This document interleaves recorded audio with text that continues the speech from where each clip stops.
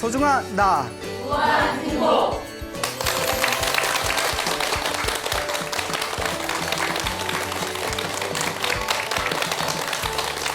예, 만나서 반갑습니다. 예, 광우 스님이라고 합니다. 우리 불교에서 가장 중요한 어떤 가르침의 인과 업보지 않습니까? 그리고 윤회의 어떤 흐름에 대해서 불교에서는 끊임없이 이야기합니다. 내가 지은 업보 따라서 다음 생에 또 태어나고 또 태어나고 또 태어나고. 여러분도 한 몇 번째 태어난 것 같아요? 몰라. 그렇죠, 모르죠. 예. 제가 알 것 같아서 물어본 건 아니었는데 몰라요 하시니까 모르죠. 경에도 나옵니다.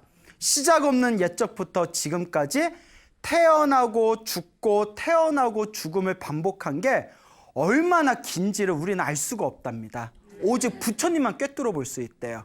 우리가 엄청나게 그냥 윤회의 삶 속에서 별짓 다 하면서 살아온 거예요. 지옥에도 떨어져 봤고 하늘 세계도 태어나 봤고 짐승으로도 살아봤고 인간으로도 태어나봤고 그걸 끊임없이 우리가 반복했다는 겁니다.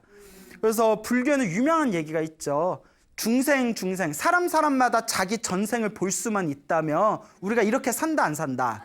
안 산다는 거죠. 다 착하게 돛 닦는 마음으로 살 텐데 전생 보여요 안 보여요? 그렇죠. 보여도 이상한 거예요. 그래서 저 자꾸 뭐가 보여요. 예? 그 안과 가보시고. 예. 그러니까 이제 우리가 전생을 알지 못하고 보질 않으니까 딱 믿음이 안 가는 거예요. 그러니까 부처님 경전을 보면 부처님이 전생이 있다니까 윤회가 있다니까 그런가 보다 하다가 사실 우리가 보질 못했으니까 머리로는 이해하는데 마음으로는 와닿지를 않잖아요. 그러니까 인과 업보를 철저히 믿으면 우리 이 세상 모든 사람들의 말 한마디도 조심하고 행동 하나도 조심할 텐데 특히 이제 막 가는 사람들이 이번 생 말고는 다음 생 없다. 이번 생 죽으면 끝이다. 이런 사람들 이제 좀 위험스럽고 그리고 우리 종교를 믿지 않는 사람은 그냥 어떻게 되든 상관없다. 우리 종교만 믿는 사람은 다 잘 될 거다. 잃어버려도 또 골치 아파요. 근데 이제 불교에서는 아니다. 불교를 믿든 안 믿든 종교가 있든 없든 내가 지은 업은 누가 받는다? 내가 받는다. 예. 근데 또 내가 지은 업은 내가 받는다는 걸 아무리 배우고 들어도 또 그게 가슴에 딱 안 와닿는 사람들도 있어요. 예, 안타깝죠? 그런 걸 우리가 업장이 두껍다고 해요. 무엇이 두껍다? 업장이 두껍다. 부처님의 가르침을 들어도 마음에 딱 안 와닿는 그런 사람들을 아직은 업장이 좀 두껍구나. 어쨌거나 이번 생에 부처님 가르침이 듣기가 좋고 부처님 가르침을 공부하고 싶고 불교가 좋은 사람, 불교에 이끌리는 사람들은 불교적인 관점에서 보면 전생에 복을 좀 지은 사람들이래요. 이 자리에 이렇게 계시는 여러분들도 복이 좀 있다 없다? 진짜? 어디? 그래 있다고 칩시다. 있죠. 있으니까 부처님이 얘기하셨잖아요. 부처님의 가르침을 들을 수 있는 것 자체가 전생에 복이 있는 것이다. 경전에서 이야기하고 있습니다. 불교에서는 인과 응보, 윤회에 대한 이야기가 엄청나게 많아요. 지금 우리 소나무가 거의 120회를 넘어갔는데 가끔 그러세요. 우리 주변에 계신 분들이 아직도 재밌게 잘 듣고 있습니다. 근데 아직도 할 얘기가 있나요? 바닥난 거 아닌가요? 엄청 많아. 2600년 동안 얼마나 많은 이야기거리가 있겠어요. 예. 그래서 우리 불교에서는 이 윤회와 인과응보에 대한 이야기가 굉장히 부지기수로 많은데 그저 오늘 또 재미난 이야기 하나 준비했어요. 중국 역사상 중국은 이제 땅이 크다 보니까 훌륭한 문학가들이 많이 나왔습니다. 인물이 많이 나왔죠. 송나라 시대 때, 중국 송나라 시대 때 황정견이라는 선비가 있었어요. 그래서 이제 호가 상곡이에요. 상곡.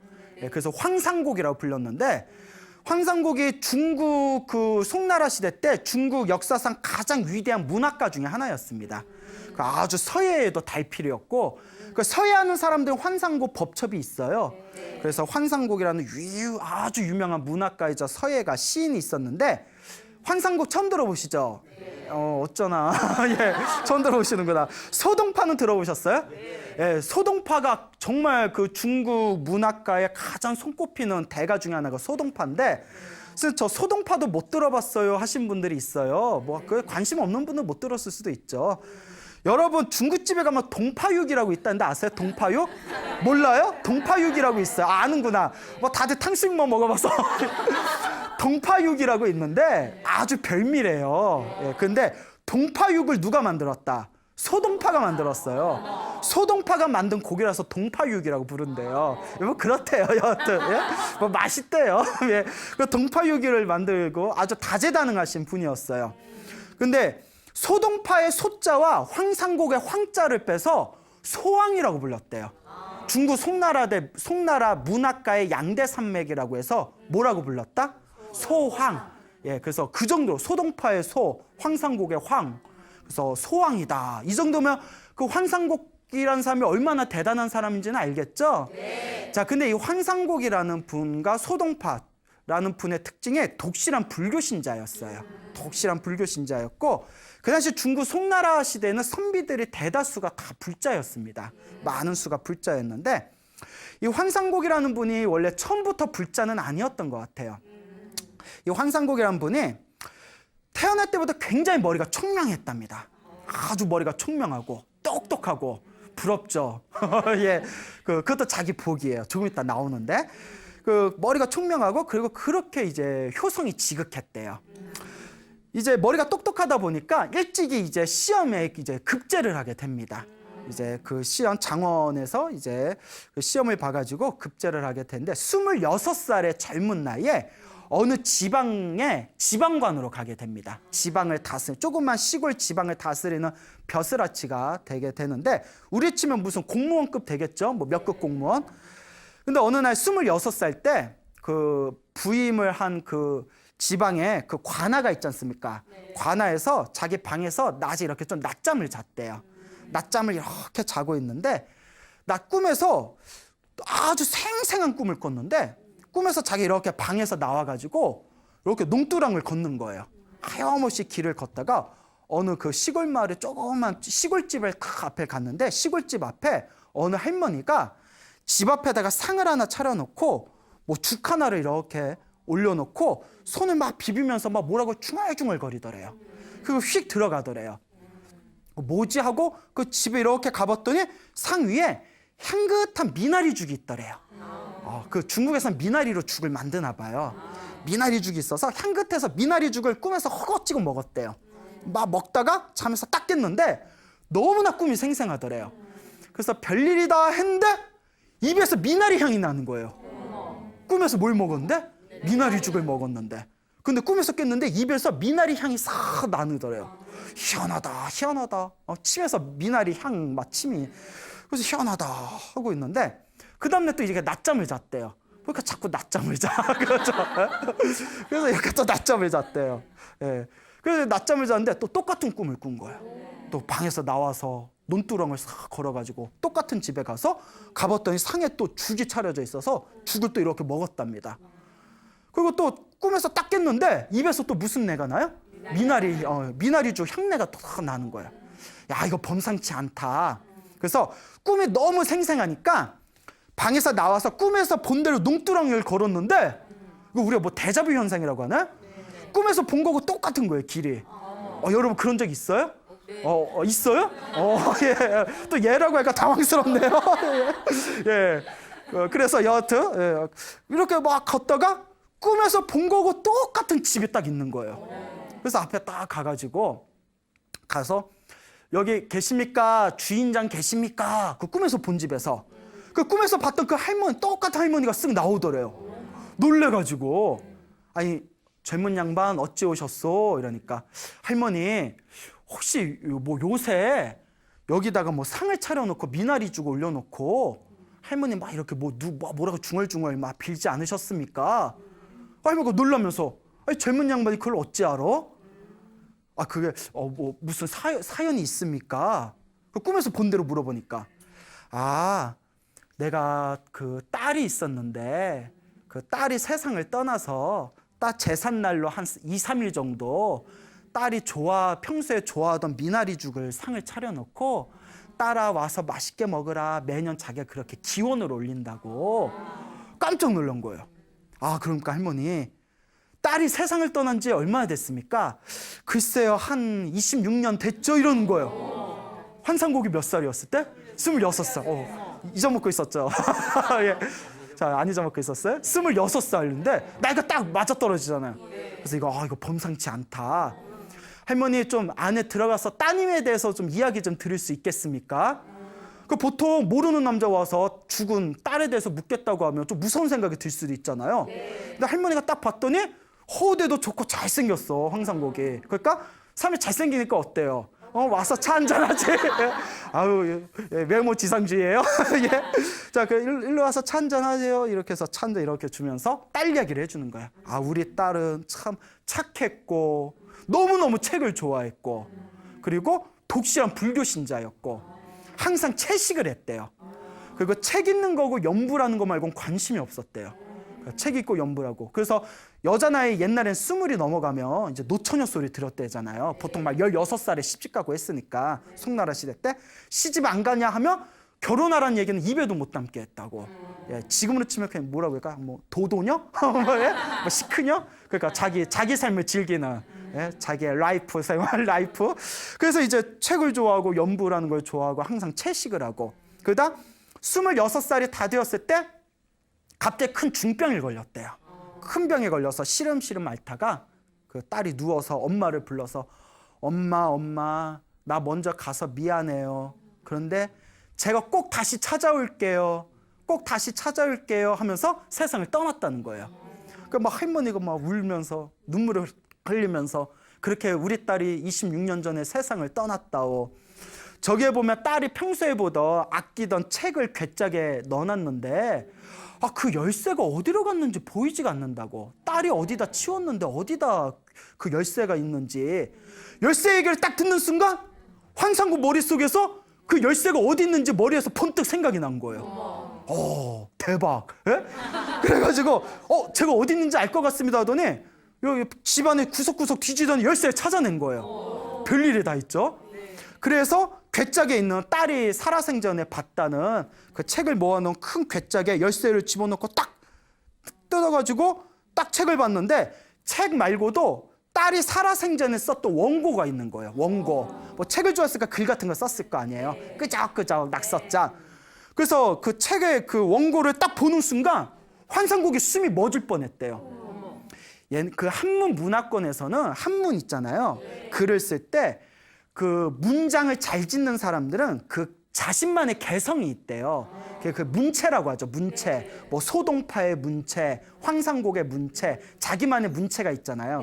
우리도 그 한글로 글 쓸 때 자기만의 글 나오잖아요. 꼭 뭐뭐 인미 다 까, 나 다나까만 붙이는 사람이 있는가 하면 뭐뭐요, 뭐뭐래 뭐 이렇게 귀여운 척하는 사람이 있고 꼭 글 올리면 꼭 킥킥킥 붙이는 사람이 있고 각자 문체가 있잖아요. 환상국이 숨이 탁 멎을 뻔한 게 자기가 평소에 쓰는 문장의 문체하고 똑같다는 거예요. 그러니까 자기가 어린 나이부터 글을 잘 쓰기로 유명했는데 문장을 잘 짓기로 유명한데 이게 다 어디서 넘어온 거다? 전생에서 넘어왔던 거예요. 이 딸이 누구였구나, 나였구나. 그러면서 퍼뜩 이제 무릎을 치면서 이제 이게 부정할 수 없는 사실이잖아요.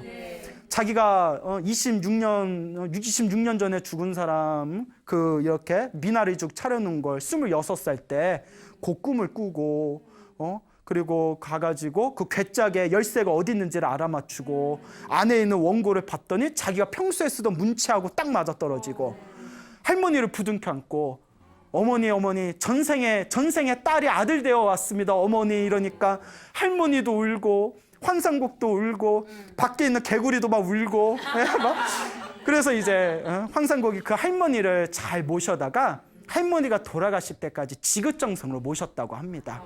참 대단하죠. 그리고 황상국이 어느 날 이렇게 시를 썼답니다. 자기 모양을 조각해 놓고 딱 시를 써서 옆에다 붙여놨는데 시 내용이 굉장히 의미심장해요. 이 시 내용에 지금 제가 이야기해드린 것을 가만히 이렇게 떠올리면서 한번 들어보세요. 이제 자기 자신을 가리키면서 뭐라고 시를 졌냐면 스님 같으나 머리는 깎지 않았고 속인 같으나 속세를 떠나지 않았네. 꿈에서 또 꿈을 꾸고 이 몸 이전에 또 다른 몸이 있음을 알았네 라는 시를 딱 썼다고 합니다. 예. 그래서 이 환상곡은 그 후에도 이제 유명한 문학가로 활동을 하다가 말년에는 열심히 연불 수행하고 평생 채식을 하면서 그렇게 이제 불법을 잘 닦다가 고요히 이제 세상을 떠났다고 합니다. 그래서 이 이야기가 이제 그 뒤로 후인들의 입을 통해서 꾸준히 내려오다 보니까 청나라 때 유명한 문장가 중에 원매라는 사람이 있었대요. 원매. 청나라 때 원매 많이 들어보지 않았어요? 뭐 월매 월매 많이 안 들어봤나요? 미안해요. 원매라는 사람이 있었는데 그 원매라는 문학가가 이 황상곡의 이 이야기를 듣고는 책은 이번 생에 보는 것으로는 이미 늦었구나라는 유명한 말을 남겼답니다. 그러니까 이번 생에 책을 읽고 학문을 해서 이번 생에 큰 인물이 되려면 언제부터 닦아야 된다? 전생에서부터 닦은 게 있어야 된다.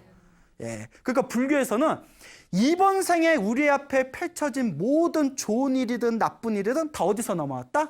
전생에 내가 지은 업의 인연이고 이번 생에 뭔가 특출난 사람들은 이미 전생에서부터 다 닦았다는 거예요. 그 예체능 쪽에 있으시는 선생님들이 이런 이야기 공통적으로 하시더라고요. 노력이 중요하대요. 정말 노력이 중요해서 아이들을 가르칠 때 아이들이 이렇게 이제 가르치다 보면 어느 선까지는 애들이 비슷비슷하대요.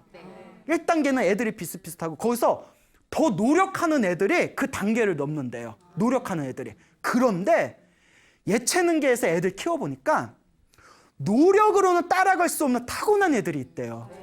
아무리 노력해도 갈 수 없는 그 타고난 게 있대요. 그 타고난 애들이 노력을 하면 정말 세계적인 대가가 되는 거라고. 그런 얘기를. 그러면 노력으로 갈 수 없는 그 타고난 거는 어디서 왔을까요? 불교에서는 다 전생에서 내가 닦은 거라고 해요. 무언가 특출난 거에는 전생에 닦은 거예요. 그러니까 뭔가 도둑질을 잘한다. 전생에도 도둑질했나? 그거는 모르겠네요. 어쨌거나 뭔가 자기가 타고난 거는 자신만의 전생에 지은 강력한 어떤 전생의 습관일 수가 있다라는 걸 명심하시길 바랍니다. 이와 같이 우리 앞에 펼쳐진 모든 게 다 허투루 그냥 흘러가는 게 없습니다. 이 거대한 윤회의 흐름에서 모든 게 다 인과 업보예요. 여러분들 살아가면서 일이 술술 잘 풀린다. 뭐 고속도로가 뚫리듯이 일이 뻥 뚫린다. 전생에 복을 많이 지어서 그래요. 근데 가는 길마다 공사 중 하는 데 있죠. 가는 길마다 신호등 걸리고 가는 데마다 공사 중이고 그거는 전생에 닦아놓은 게 없어서 그래요. 그러면 스님 전생에 저 닦은 게 없는 것 같은데 저 이번 생에 어떻게 해요? 뭘 어떻게 이번 생에 닦아야죠. 이번 생에도 안 닦으면 다음 생에 더 괴로워요. 이번 생에 닦을 거예요, 안 닦을 거예요? 닦을 거예요? 닦을 거예요? 설거지만 닦지 말고 마음을 닦아야 돼요. 우리가 마음을 이번 생에 닦아야 돼요. 다 여러분들 업보라는 거예요. 그렇기 때문에 이 윤회와 인과응보를 정말 100% 믿는 사람들은 이번 생에 허투루 살지 않습니다. 나쁜 일이 닥치면 속이야 상하겠지만 아이고 다 내 업이다. 내 빚이 녹고 있나 보다. 빚 갖고 있다 생각하시고 살다가 좋은 일이 생기면 아이고 내 전생에 지은 복이다. 근데 이번 생에 내가 더 복을 많이 짓자. 이런 마음으로 자꾸 닦아나가시기 바랍니다. 부처님의 가르침은 자기의 업은 자기가 닦아나가는 것이다 라는 것을 명확하게 이해하시길 바랍니다. 자, 그래서 우리가 이 다음 생에 이렇게 각자의 이제 몸을 받는 것도 이번 생에 내가 지은 업의 인연이라는 말씀을 드렸죠. 그 중국의 채한 스님이라는 유명한 스님이 계셨어요. 100년 전에 채한이라는 중국 대륙의 아주 큰 스님이 계셨는데 그 스님이 겪으신 일이라고 합니다. 그 스님이 이렇게 제자가 한 분 있었는데 이 채한 노스님에게 중국 이제 100년 전에 있었던 일이에요. 이 노스님 제자가 결혼을 해서 부인도 있고 딸도 있었대요. 그런데 이 제자가 너무너무 참선을 하고 싶은 거예요. 너무너무 이제 스님이 돼서 머리 깎고 참선을 하고 싶으니까 부인하고 이제 상의도 안 한 채 그 머리 깎고 출가를 해버립니다. 채한 스님 밑으로. 그 부인이 와가지고 이러면 되냐? 애도 있는데 당신 없으면 우리 어떻게 사냐? 이렇게 그냥 옆에서 막 울면서 같이 가자, 그냥 돌아가자 하는데도 이제 돌아가질 않았어요. 이쯤 되면 여자도 아유 그러면 여보 이왕 스님 됐으니까 우리 가족들을 위해서 열심히 수행하고 우리를 위해서 기도해 주세요 하면 얼마나 좋아. 그러니까 여자가 되게 성격이 독했나 봐요. 이 이야기를 들으니까 왜 스님 됐는지 알 것 같아. 왜 스님 됐는지 알 것 같아. 여자가 앙심을 품고 물에 빠져서 자살해버린 거예요. 이 나쁜 사람 내가 복수할 테다 하고. 독하죠. 왜 그래? 그러니까 자살해버렸어요. 물에 빠져서 부인이. 그리고 하나 남은 어린 딸은 뭐 아빠는 스님 됐고 엄마는 자살했으니까 딸은 어떻게 해요? 이제 그 친척 집에 보내버리게 됐대요. 이 스님도 이제 머리 깎고 10년 동안 열심히 참선을 했답니다. 정말 열심히 참선을 해서 나름대로 되게 좀 깊은 경지에 들어갔대요. 근데 깊은 이제 참선의 좀 깊은 맛을 보다 보니까 주변에 제자들이 생기고 명성이 이렇게 날리다 보니까 막 신도들이 모여들면서 큰 스님이 됐대요. 근데 이분이 수행이 좀 부족했나 봐요. 사람이 잘 나가다 보면 교만심이 생기잖아요. 그 마음에 탐욕과 교만심에 빠져버린 거예요. 나는 잘났다라는 교만심에 빠져버린 거예요. 그 교만심에 빠져버리니까 그만 엄청난 이제 사실 뒤에 엄청난 일이 있었는데 사실 그 10년 동안 부인이 물에 빠져서 죽은 뒤에 원혼이 돼가지고 그 스님을 따라다니고 있었대요. 10년 동안. 아우 질려 아주 그냥. 그래서 이제 우리 원한을 맺고 죽으면 귀신 돼서 따라다닌다고 하잖아요. 막 따라다녔는데 스님을 10년 동안 못 건드렸던 게 스님이 수행을 너무나 열심히 해가지고 옆에 호법선신들을 보호해줘서 가까이 갈 수가 없었대요.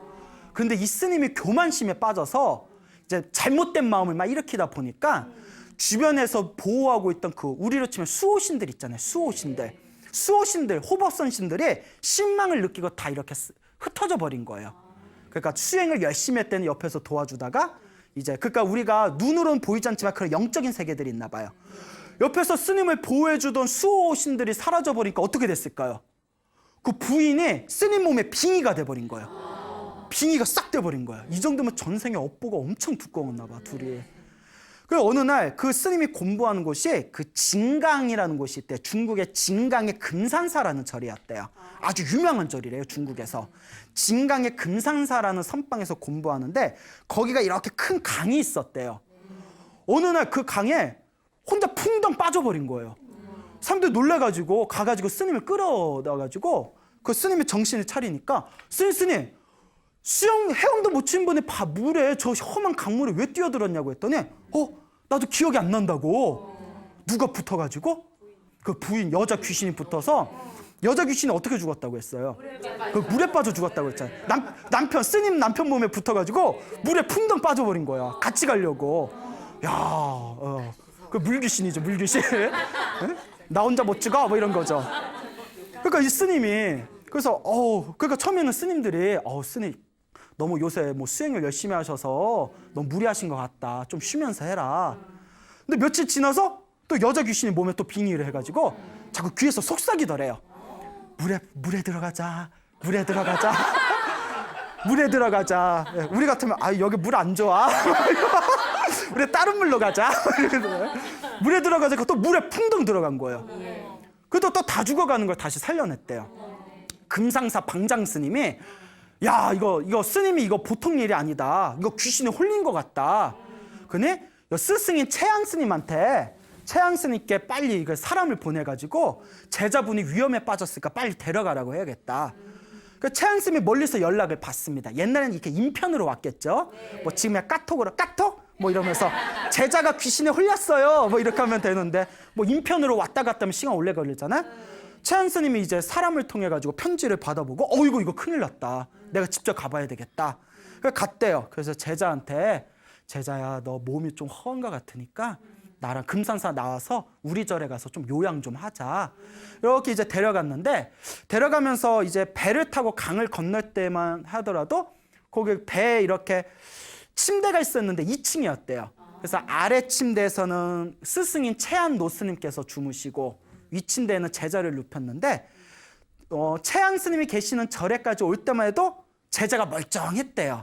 그 채안 스님도 이제 좀 괜찮은 건가 이러고 이제 가서 제자들한테 우리 여기 스님이 몸이 좀 많이 안 좋다. 정신적으로도 좀 많이 안 좋다. 혹시 이상한 짓 하면 바로 나한테 알리고 옆에서 좀 관찰 좀 잘 해라. 이렇게 이야기를 했답니다. 며칠 동안 아무 문제가 없었대요. 근데 어느 날 이제 아침 공양 시간이 됐는데 스님들이 다 모여서 이제 공양을 하는데 그 스님이 안 보이는 거예요.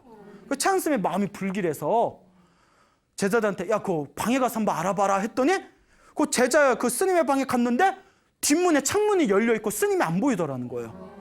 야, 이거 큰일 났다. 빨리 찾아봐라 해서 그 한 반나절을 찾았는데 그 스님이 있는 절에서 멀리 떨어진 큰 강에 결국 익사된 채 발견이 됐답니다. 결국 죽은 거예요. 귀신 못 됐어. 공부하는 스님이잖아요, 그래도. 그래가지고 이제 최한 스님이 그 시신에 잘 수습을 해가지고 그 이제 천도제에서 지극정성을 올렸대요. 그러니까 이제 큰 절에서 죽으면 그런 거는 또 좋아요. 스님들 알아서 천도제 지내주고 천도제를 지극정성으로 이제 지내준 뒤에 이제 천도제가 끝나고 나서 그 10년 전에 친척집에 맡긴 딸 있잖아요. 그래서 딸한테 연락을 했대요. 딸한테 이제 연락을 해서 야, 이제 너네 아버지가 스님께서 세상을 입적을 하셨다. 우리가 시신에 잘 수습해서 천도제도 올렸으니까 뭐 제삿날이 언제니까 제사라도 뭐 잘 올려라 하고 사람을 보내려고 했는데 딸이 절에 딱 온 거예요. 아니 놀래가지고 최한 스님께서 얘야 아니 그렇지 않아도 너 만나보려고 했는데 어떻게 알고 이렇게 왔냐 했더니 꿈을 꿨어요 이러는 거예요. 꿈을 꿨습니다 이러니까 무슨 꿈을 꿨는데 꿈에서 아버지하고 어머니가 나타나셔서 아버지가 새로운 토지신, 그러니까 중국에는 토지신의 문화가 있어요. 우리는 성황당 있죠, 성황당. 그렇지, 토지, 어떤 일정한 그 마을의 땅을 보호해주는 신이 토지신이에요. 그러니까 그 땅에 묶여있는 신들이죠, 땅을 보호해주는.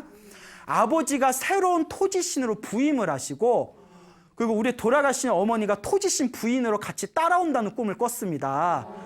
지겹다. 또 따라오네. 그렇죠. 그래서 깜짝 놀라서 최한 스님이 이게 무슨 경우인가 생각해 보니까 그래도 그 스님이 비록 중간에 마음을 잘못 썼지만 그리고 돌아가실 때는 안 좋게 돌아갔지만 10년 동안 참선 수행을 열심히 했잖아요. 그래도 참선 수행을 좀 열심히 했던 공덕으로 이번 생에 토지신이 되었나 보다 하면서 가만히 생각해 봤더니 요 며칠 전에 그 마을에 새로운 토지신 사당을 새로 만든다는 얘기를 얼핏 들은 거예요. 그래서 최한 스님이 딱 감이 짚히는 게 있어서 같이 있던 스님들을 이끌고 그 새로운 토지신 사당을 갔대요. 그 새로 만든 사당에 가서 듣자하니 전생에 나의 제자였던 아무개 스님아 그대가 여기 토지신으로 새로 부임했다는 이야기를 들었는데 그 말이 사실이면 오늘 우리들을 위해서 영험을 한번 보여다오. 그 말이 맞으면 못 좀 한번 보여다오 이랬대요. 근데 아무 일도 없었으면 어쩔 뻔했어? 네가 토지신으로 온 게 사실이면 영험을 한번 보여다오 하니까 순식간에 어마어마한 회오리 바람이 와 불더니 한참 동안 회오리 바람이 불다가 싹 멈추더래요. 그때 최한 스님이 여기 토지신으로 왔다는 말이 사실인가 보구나 라고 했다는 100년 전에 최한 스님이 직접 겪으신 일화였다고 합니다. 그러니까 이런 경우는 참 안타깝죠. 사실 그 스님은 이렇게 부처가 되기 위해서 깨달음을 얻기 위해서 참선을 하셨는데 처음에는 참선을 잘 하시다가 나중에 이제 조금 교만한 마음이 들고 탐욕의 마음이 생겨서 주변에 이제 호법선신들이 떠나고 또 출가기 전에 맺어놓은 나쁜 인연이 있었죠. 그 부인이 물에 빠져 죽어서 원한이 돼가지고 10년 동안 따라다니다가 호법선신이 틈을 보인 사이에 어이씨구나 이때다 해서 몸에 쏙 들어가가지고 결국은 이제 안 좋은 결과를 맞이하게 되었고 그래도 전생에 그래도 참선했던 공덕의 힘에 의해서 토지신이 되었구나라는 그런 어떤 이야기가 되겠습니다. 그래서 뭐 토지신이 말은 신이지만 그게 높은 신은 아니에요. 오히려 하늘 세계에 있는 천신보다도 훨씬 격이 낮고 그냥 사람보다는 조금 초능력이 있는 좀 영적인 존재 정도, 그 정도죠. 그리고 그 부인되는 그 귀신이 이제 또 부인으로 따라왔잖아요. 네, 이야기는 여기서 끝나지만 제가 공부한 부처님 경전에 입각해 보면 그 토지신 부인으로 따라온 그 귀신도 언젠가는 이제 자기 업을 받게 될 겁니다. 귀신이 돼서 공부하는 스님 몸에 붙어서 자살하게끔 한 그 업보는 언젠가는 자기가 받을 수밖에 없습니다. 무서운 업보를 받겠죠. 예, 그렇기 때문에 우리가 살아가면서 항상 우리가 살아가면서 내 앞에 펼쳐진 모든 인연들에게 빚을 지지 말아야 된다. 빚을 지지 말아야 된다. 여러분 살면서 빚진 거 있어요, 없어요? 뭐 벌써 있어요. 빚진 거 있으면 안 돼요. 그래서 저도 빚을 안 지려고 항상 노력을 하는데, 근데 사람이 살면서 빚을 안 질 수가 없어요. 스님들은 신도들의 빚을 져야 되고, 그렇죠. 또 우리는 살아가면서 국가의 빚을 짓고, 살아가면서 끊임없이 서로가 서로의 빚을 짓고 있습니다. 그러니까 살아가면서 가장 중요한 거, 빚을 짓지 않는 그런 삶을 살아야 된다라는 것을 명심하시길 바랍니다. 귀신 얘기를 했는데 또 마무리는 훈훈하게 끝나야 되잖아요. 그 귀신 얘기 하나만 더 하자면 훈훈한 이야기로 한국 불교설화에 나오는 얘기인데 약 200년 전에 1800년대 초에 법주사에서 있었던 일이라고 합니다. 여러분 속리산 법주사라고 아세요? 아주 그냥 좋은 절이에요. 아주 그냥 훌륭한 천년고찰인데 그 법주사에 들락날락거리던 궁녀가 한 명 있었대요. 궁녀가 있었는데 이 궁녀가 어느 날 법주사에 왔는데 어느 잘생긴 젊은 스님을 보고 상사병에 걸렸대요. 어떡해. 왜? 아니 빡빡 꺾은 머리가 뭐가 좋다고? 희한해. 하여튼 희한해. 그것도 전생 인연이겠죠? 그 궁녀가 막 상사병에 걸려서 막 애타게 신임 우리 신임 막 이러다가 젊은 스님에게 고백을 했대요. 스님 같이 살아요. 뭐 I love you, I love you 막 이랬겠죠? 그 스님이 이러지 마시오. 나는 스님이고 당신은 신도요. 이러시면 안 돼요. 라고 딱 잘랐어요. 그 궁녀가 이루어질 수 없는 사랑의 아픔 때문에 원한을 맺고 자살을 합니다. 뭐 툭하면 자살해. 자살하면 안 돼. 알겠죠? 그것도 나중에 다 업보가 됩니다. 이번 생에 빚을 풀어야지. 그리고 지독한 여자 귀신이 됐대요. 그 귀신 중에 제일 무서운 귀신이 처녀 귀신이라고 하잖아요. 궁녀니까 처녀였을 거 아니에요. 그러니까 그 상사병에 죽은 아주 지독한 처녀 귀신이 돼서 그 법주사 젊은 스님을 계속 괴롭히는 거예요. 이 스님의 시름시름 앓다가 몸이 노랗게 돼서 죽는 황열병에 걸려서 죽었답니다. 황열병에 걸려서 죽게 됐는데 그 뒤로 몇십 년 동안 100년 가까이 법주사에 잘생기고 젊은 스님만 있으면 귀신이 괴롭혀가지고 그 법주사에서 젊은 스님들이 황열병이 돌았대요. 그러니까 엄청나게 고생을 거예요. 100년 동안에. 그런데 생각해 보세요. 귀신이 어떤 스님들만? 젊고 잘생긴 스님들만 황열병에 걸렸잖아요.